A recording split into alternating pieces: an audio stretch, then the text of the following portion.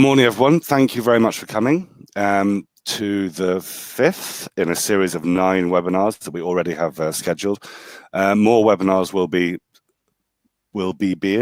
scheduled this week. So keep your eyes out on the global website where you signed up for this and on your localized social media, etc. My name is George Heritage. I work in the Assessment Services Department for Cambridge Assessment English in the Madrid office. And this... Hello, this is Victoria, and I also work with George in the Assessment Services Department in the Madrid office. Right, so what are we looking at today, Victoria? We're going to try and give you some ideas to teach mixed ability classes. Yes, and up until now we've tried to make our webinars as far as possible relevant to the changing situation. This we've had to go at as well.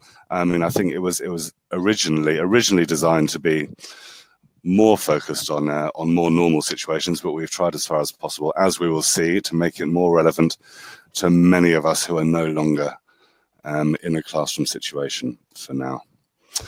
Right, so aims and overview, Victoria? Yes, we are going to start by looking at the challenges of teaching mixed ability classes in terms of level and skill. Yep. We'll try and give some guidance on managing mixed ability classes. And we will hopefully give you some practical speaking and listening ideas for teaching mixed ability classes again. And some reading as well. Yes, I think. sure. Yeah, some multi-skilled ideas. Yeah. Some integrated skills approaches.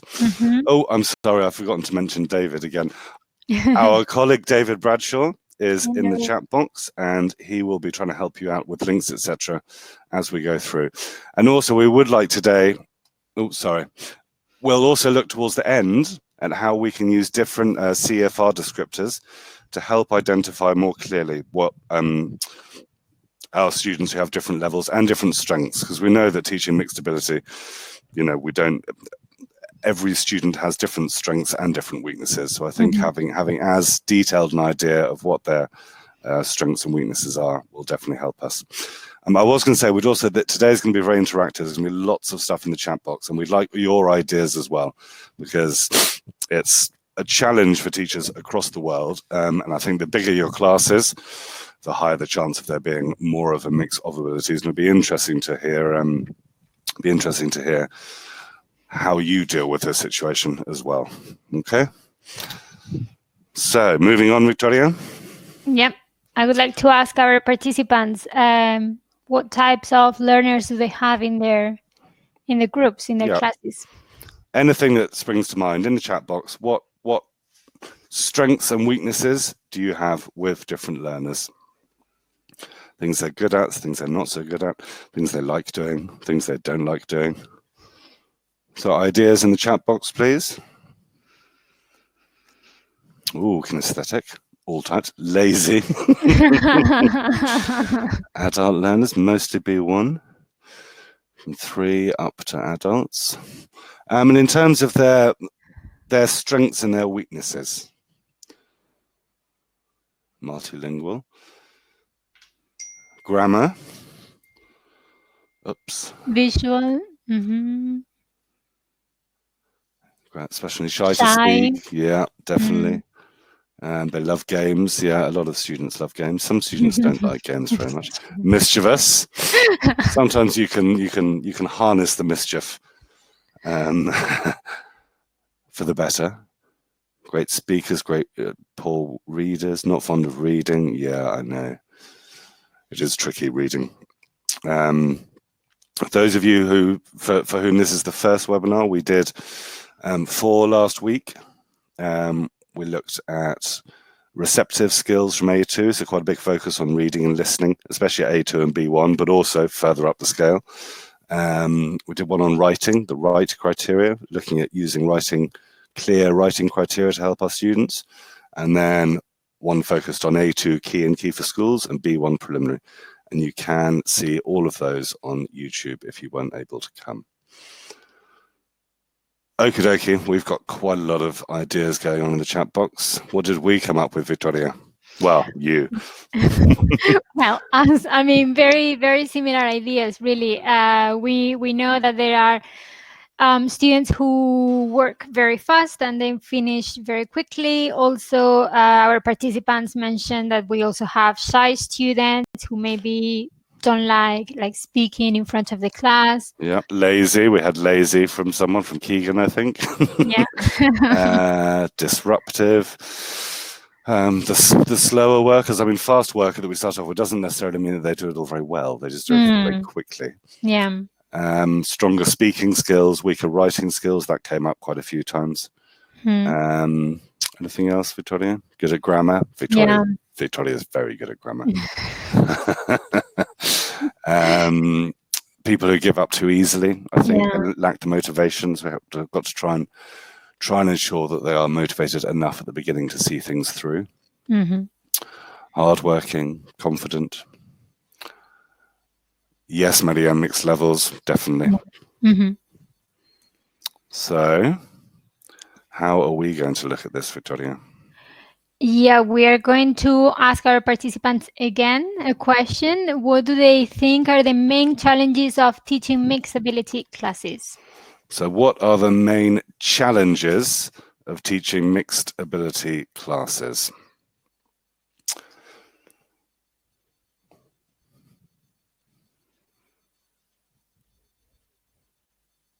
Thank you, David. David will put all the links to the previous webinars at the end.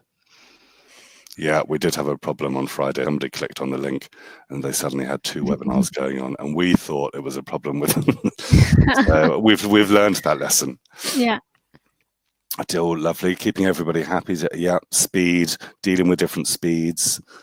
Scaffolding, keeping them all engaged, keeping them motivated in different ways, and different things motivate different students, obviously. Guessing their starting point, interesting.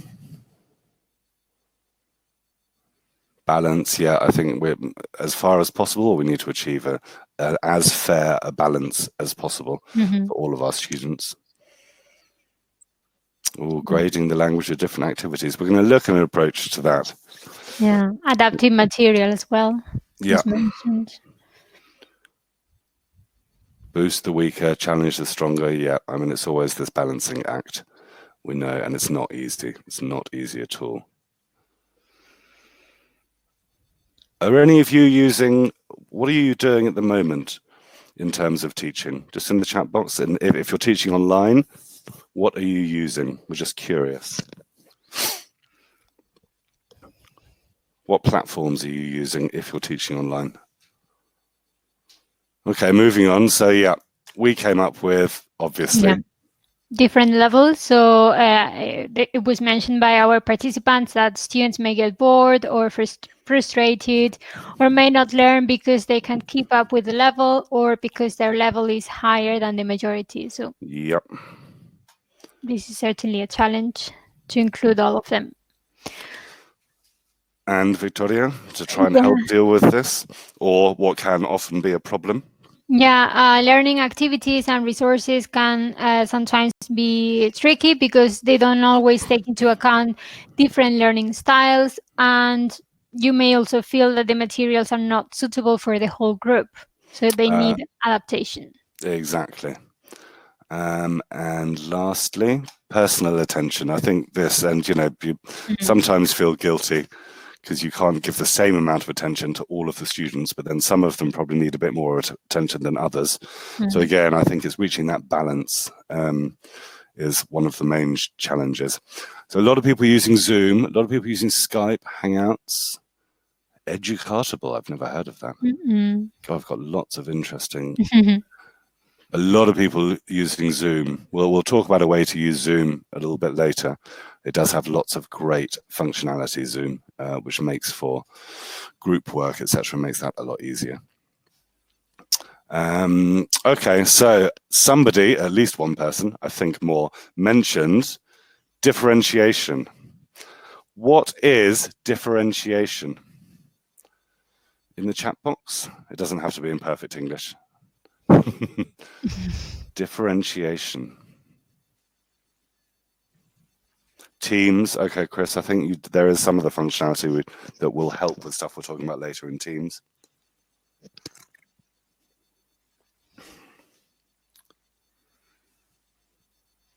The best Cambridge assessment platform, Ben. You have to be more specific. Write and improve, I would say.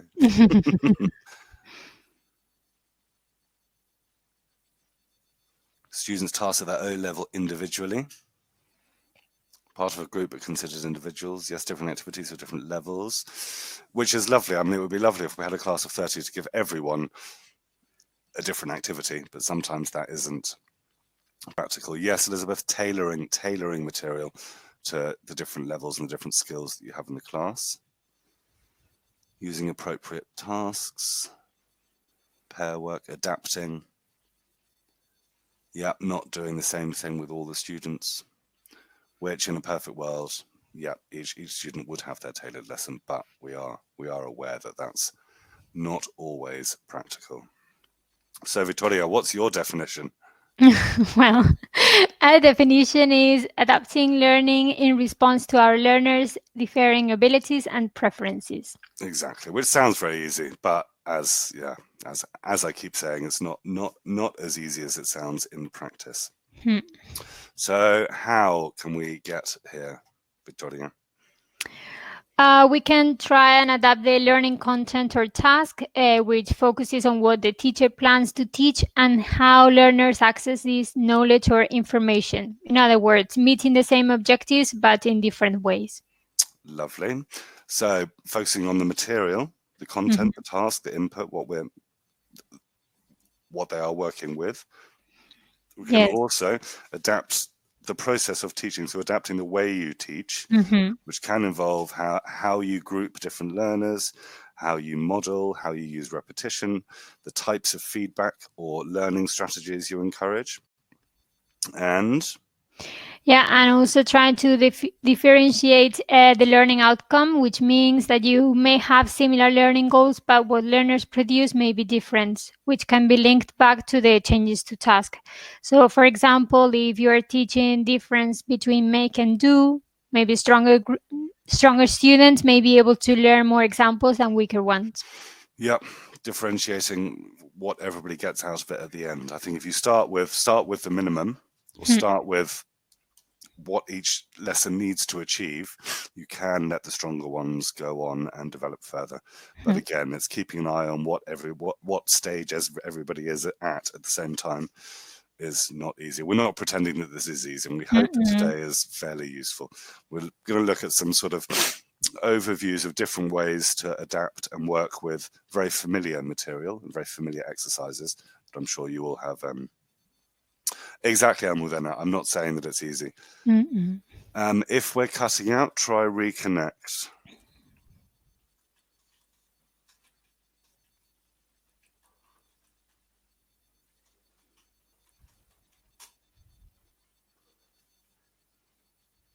Right.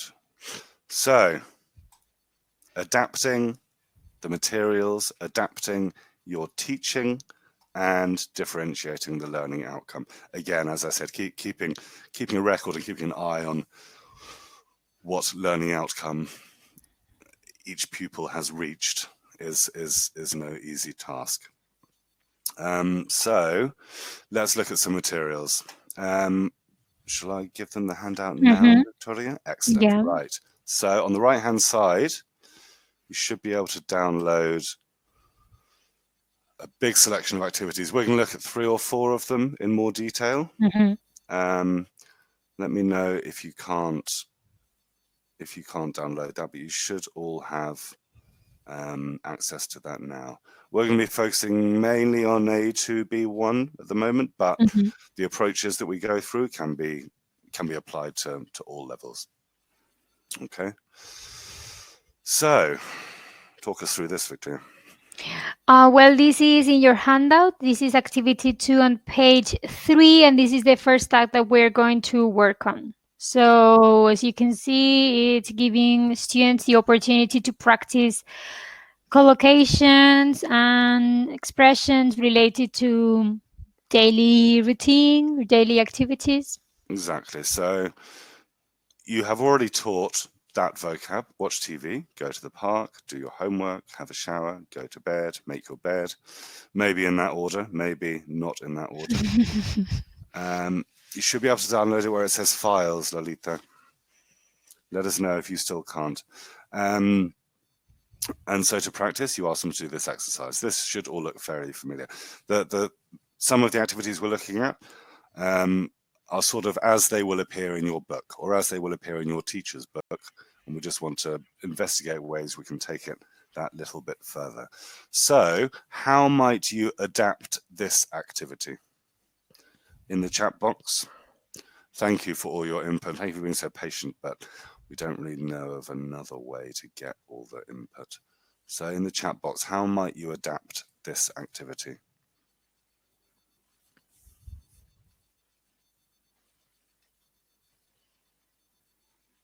Without cheating, without looking at the answers that are already on the handout.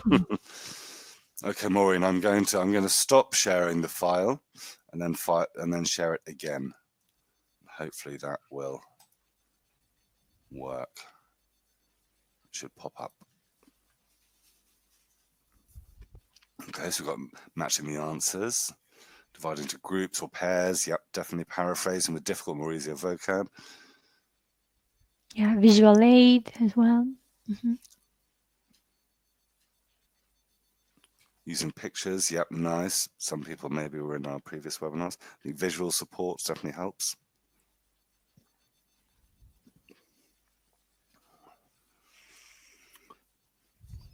Or group work. Yeah, fewer questions for the weaker students, maybe.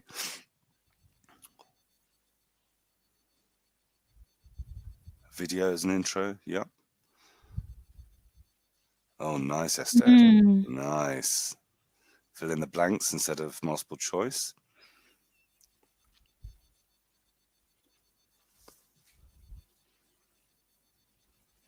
So yeah, they were all wonderful ideas. I think for your higher students, you can extend or simplify. Well, no, for higher or lower, either extend or simplify the vocab. You carry on, Victoria. I'm making a mess of this.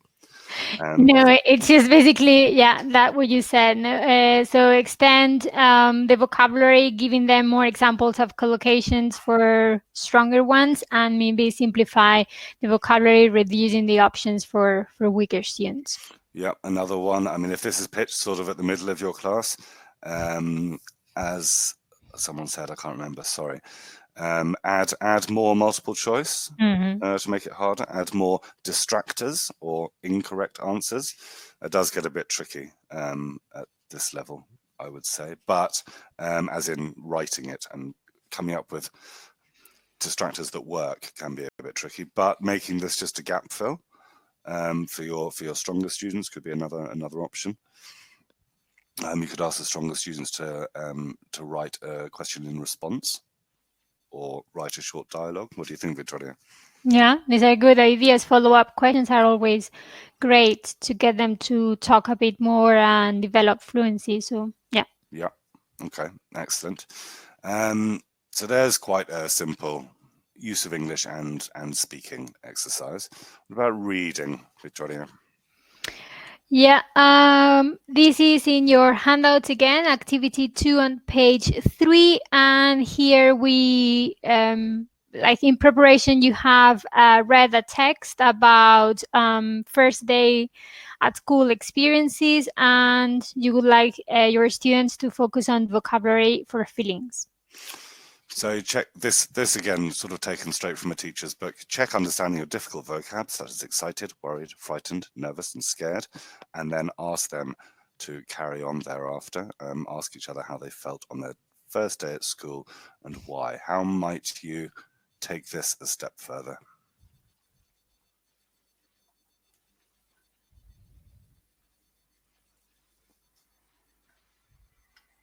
Interviewing each other, group work, yep. Ooh. The chat box has stopped. Maybe everyone's typing at once. I hope the connection is still okay.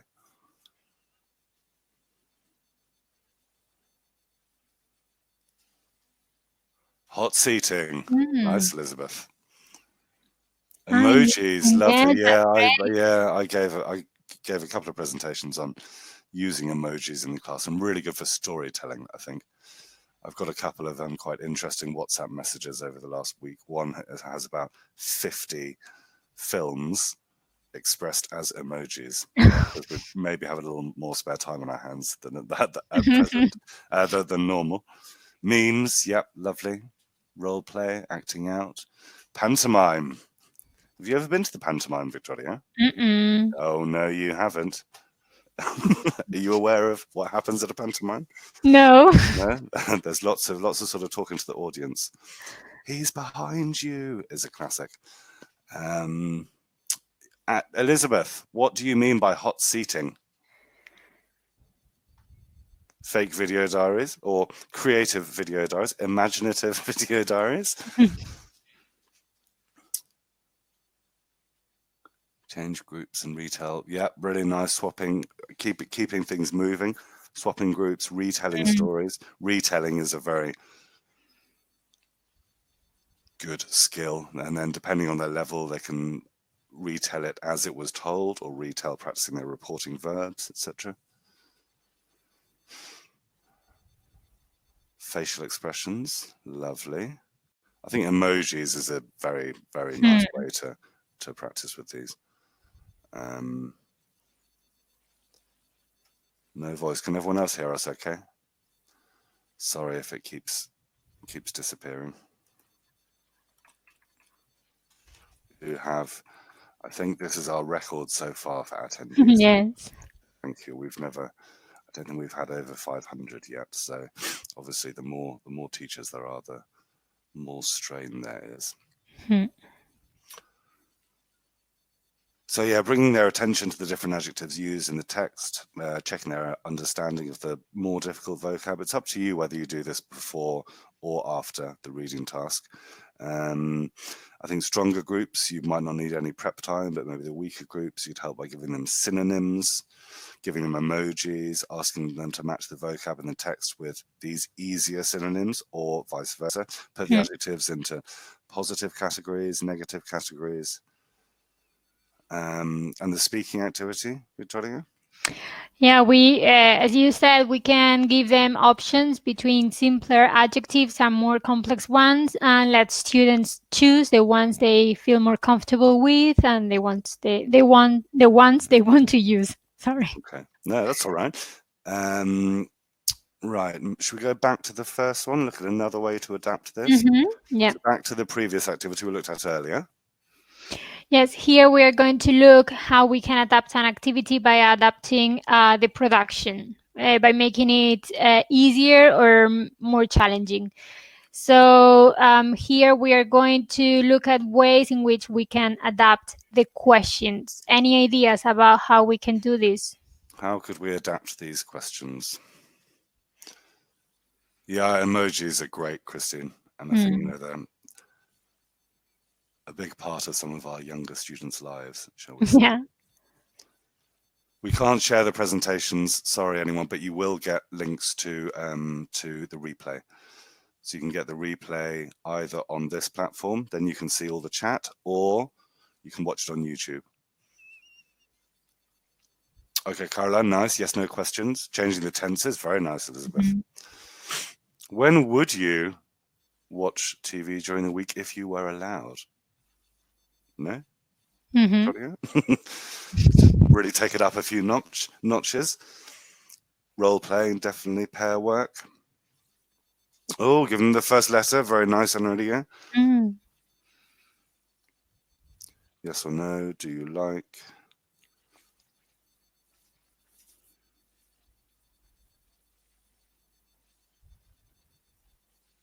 Short answers. Miming. Yeah, more complex structures.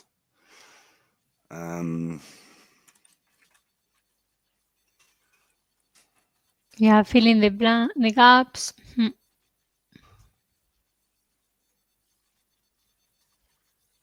Give them the answer and ask them to ask the question. Answer in more detail, exactly, develop their answers. We were talking about that on Friday, weren't we? One of the sort of steps up from A2 to B1.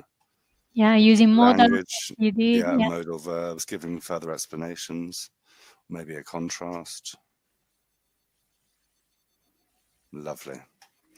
Okay, so what did we come up with, Victoria? Yeah, basically everything that our participants said, giving students two options to choose from, asking students to put the questions in the correct order, asking students to fill in the gaps with just one word or with more than one word, and finally giving them just the prompts and ask them to ask the question. So here we can see a progression from the least to the maybe the most challenging options. Yeah, the last one might look familiar to those of you who used to prepare for A2, the old A2.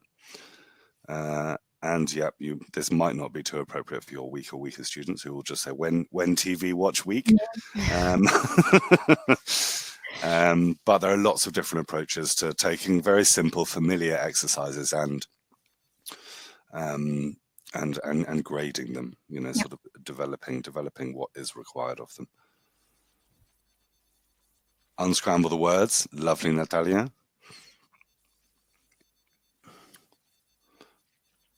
Okay, shall we move on, Victoria? Yeah. So yeah, as kind of summary, we see that the type of support or how much support we give varies from stronger to weaker groups. For stronger students, we're just going to give them probably the prompt, and that will be enough. But maybe for weaker students, we should give them questions to ask or to help with question formation. Yep, and again, like we said at the beginning, different learning outcomes. So get the stronger students to produce the questions themselves or give them far less support. Think of further questions to ask to try and develop a dialogue.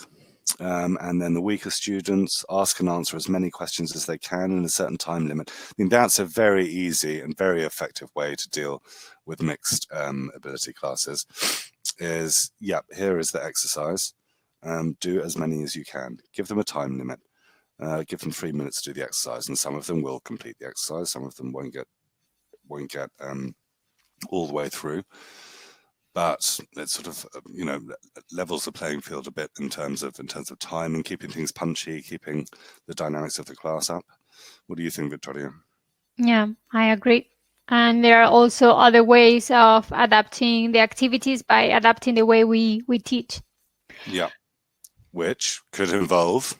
Yeah, changing the dynamics of the class, as you said. So you can decide to change them by giving students some thinking time before asking them what the correct answer is, or asking for volunteers, asking students in turns so everyone knows when they will have to answer, or asking students at random. Depending on your student, you can choose, and the task, you can choose the most suitable approach. Yeah, and I think putting them into groups makes things more anonymous, which is nice. I think the random thing, you can easily find things online where if you have eight groups, you just click a button, it will randomly choose one of them. So you're not. So I know it's difficult not to get into a routine of asking the students will know the answer, perhaps, or avoiding asking the weaker students so you don't make them feel uncomfortable. So randomizing things is nice. And again, groups and pairs. I think threes are sometimes a lot more useful than twos, because if you're doing strong and weak, sometimes it might become a bit obvious who's the strong and who the weak. So throwing someone else into the mix, I think the type of interaction. Yeah. So for easier tasks, students can work individually. For more challenging, they can work in pairs or the three. So the reason why you're combining students isn't as obvious to them. And I think it's always good to try and keep groups changing, don't you think, Victoria? Yeah. So that they get to know each other well, and also the dynamics of the class remain healthy. Yeah. I know Zoom gives the option for breakout rooms, so it's quite an easy way to group students in our current situation. I'm not sure about other platforms. I haven't used Zoom in that sense, but I've heard that it does have the ability to do that. Okay. So, should we move on to some listening, Victoria? Yes. Yeah, you're supposed to say pardon. So I think this is on your handouts as well. Mm-hmm. It's on Activity page 4, activity 3. Yeah. activity 3 on page 4. So just have a look at the tape script. And with what's on screen, very familiar. I'd say this is probably a B1, maybe B2 listening, Victoria. I'd say B1. I think it feels about B1. Yeah. Very familiar, traditional, fill in the gaps with the detailed information that you hear. How might you adapt this?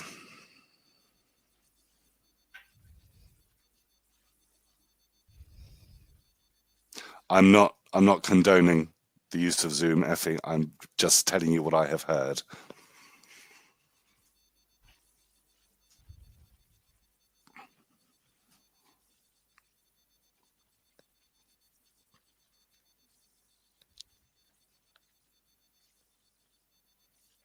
Nice, Amaya. Give them a word bank. So you've got 3 answers. Give them a word bank of 6 or 7 or 8 or 9 answers. Yeah, guessing, asking them to predict. This can give them already some ideas. Yeah, definitely. We were looking at prediction quite a lot last week.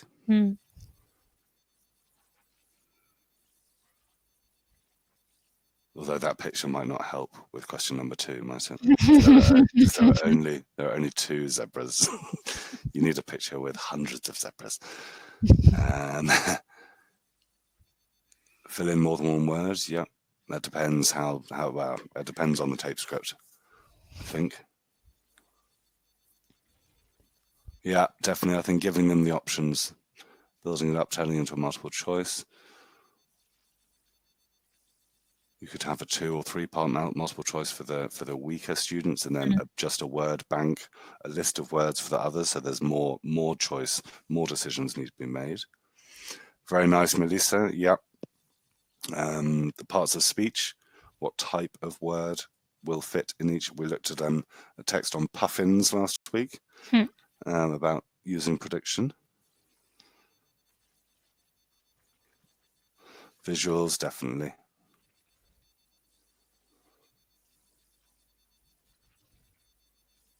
Okay, lovely. So, Victoria? Yeah, here we're using one of the ideas mentioned in the chat box, so just giving students options to choose from. I'm sorry we can't go through all of the options here, but there are some quite detailed approaches to different things in your handout, and some activities to take away and use in class. And this can be done using the tape script. So you look at the tape script, you identify the distractors, and you create the options. Yeah, we keep saying how useful a resource the tape script is, but it really is. I think for integrating different skills and for looking at how questions are generally constructed. You can then take the tape script. It's one of David's favorite activities for the simpler multiple choices. If there's 1 correct and 2 incorrect answers, you will always hear all 3 options, but getting your students to rewrite the tape script so that the incorrect option is now the correct option. It's nice. It gets them discussing, gets them writing. You can have different tasks on the board. Again, I don't know how it can be used as a distractor, Natalia. Very nice. A stripy distractor. I don't know what your situation is, whether you're sending out all the same activities to all of your students, or if you can group your students into different levels. You send out very slightly different versions of the same activity to each of them.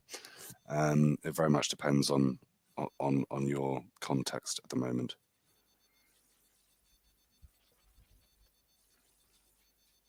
Okay, and then feedback thereafter. I think obviously if you're differentiating the learning outcomes, it adds to your work in terms of feedback. But if you take the same activity with the same answers, but everybody gets there in different ways, you can deal with your feedback as a whole class, even though some students have been given different levels of support. Victoria? Yes, and as we said, we are going to be using the alternative answers. The different distractors are based on the taped grade, so you can use them, and then that way the result is going to be the same for everyone. It's just like how Exactly. they get there. And if you're turning it into multiple choice, you can have much more tempting Hmm. distractors for your stronger students and less tempting for your weaker students. I know it does take a bit of work, but I think once you get used to doing this sort of automatically when you get to exercises, um, it, you automatize it a little bit. Hmm. So, speaking and listening. Why is it a good idea combining listening and speaking activities, everyone? That level would be more or less around B1, I would say, Mohammed. But again, a lot of these approaches and these techniques, I think you can apply to any level. Um, take the task, and obviously it depends on your class. But these are all that listening was around B1. So hopefully we could give some of the, maybe the strong A2 students and the stronger B1, give them different options to get to the same end. Yes, Annabelle, they're hand in hand, working on both skills at the same time. I think it's obviously a very natural combination. Mm. We had someone asking the other day about why do we only assess one skill at a time, and we don't really. I mean, in terms of the focus of the test, yes. But in our speaking exams, obviously the candidates are working on their listening. Otherwise, they wouldn't be able to answer the questions. And in the listening exam, a great deal of reading is involved as well. So I think it's very difficult to isolate skills. Anything else, Victoria? Anything to add to that? No, we can just move on to talk about the advantages or the reasons for combining listening and speaking, if you want. So, yes, As you said, George, it is very natural to combine listening and speaking because many speaking activities, as you said, involve listening practice and vice versa. So, yep. I think it's a bit more versatile in terms of the output, whether you have a discussion, a monologue, a dialogue, but also in terms of the input. So if your input is testing their listening, maybe they're listening and reading, it gives you a greater variety of options for input. mhm. And Victoria, It is also enriching in the sense that students can learn new vocab and expressions from the listening transcript or the listening recording, and then use them in a speaking activity. And this makes the experience more personal by including it in the speaking, which means that your students will have more chances of remembering the language. excellent, and trying to make it of interest to the students. So we're going to have a Mm. look at activity 4. I think if you look at page 7 of the handout, there's a tape script there. So on page 7, there's a tape script under activity 4, singing contest. We're not allowed to use the real names of things, so you could say X Factor, for example. What's your favorite, Victoria? Operación Triunfo or X Factor? Um, I don't watch any of them, but I don't I believe I, you. I watched Operación Triunfo. I think the first one. I know David's a big fan of Operación Triunfo. So, combining listening and speaking, have a look at that tape script on page 7. And what sort of activities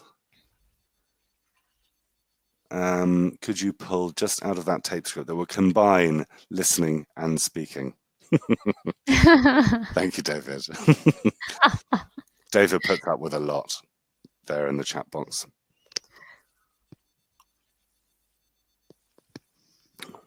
Where are you from, Victoria? I'm from Spain, from the south. And you, George, where are you from? I'm from a little village near Cambridge. Hmm. Yep. The question, Gemma, using that tape script on page 7 of the handouts, just using the tape script as a basis, what sort of listening and speaking activities could you pull out of that?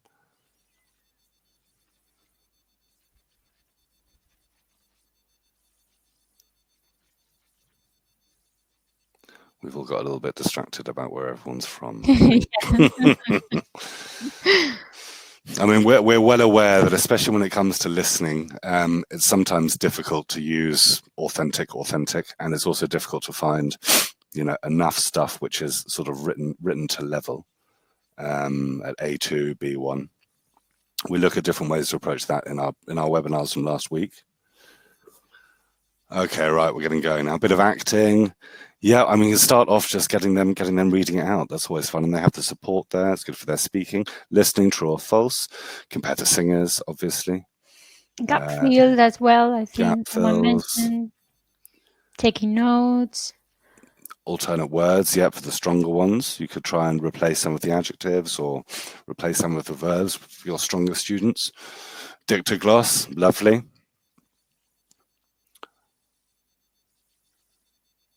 Describe the pictures. Exactly, something like this with visual support, a tape script, reading. I think you can involve lots of different activities for different levels. Sometimes, Paola, but again, I think it depends what activities you use with the listening. There are lots of things you can do at lower levels with more difficult listenings. More fluency.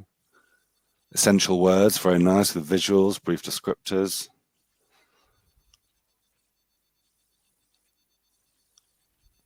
Yeah, likes and dislikes. Do they agree with the speaker? Hypothesis, you could get them to choose 3 songs. Do you not think, Victoria? Yes. Get them to choose the songs and then have the whole class comment on which one they think is the best. Apologies about the connection, but if it wobbles, just click on reconnect. Same questions, different person. Yeah, move things around. Lots of great ideas. What do we come up with, Victoria? Wow. This is an example of what we can do.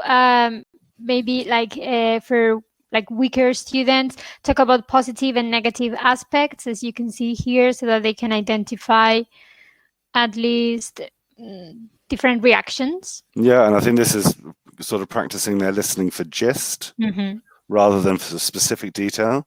Yeah. So getting an overall positive or negative feeling. How does a boy feel? How does a girl feel about those areas? You can also make this look much more attractive than we have and use nice, big, colorful emojis. Yes. Also, we can ask our students to give a title, like for the whole activity, talk about positive and negative aspects that they see, or even have a discussion like the one on our next slide. Also, just quickly, we spoke a lot about prediction last week. Before the listening, show them some visuals, give them some vocab from it, get them to predict what the listening is going to be about. Maybe predict some of the language that they might hear. Or even you could give them like an extract of the tape script and get them to come up with a question that they will. Exactly. Yeah, you could take the chunks which are obviously answers and try and write the questions. Yeah. Huge amount of things you can do. This discussion, Victoria?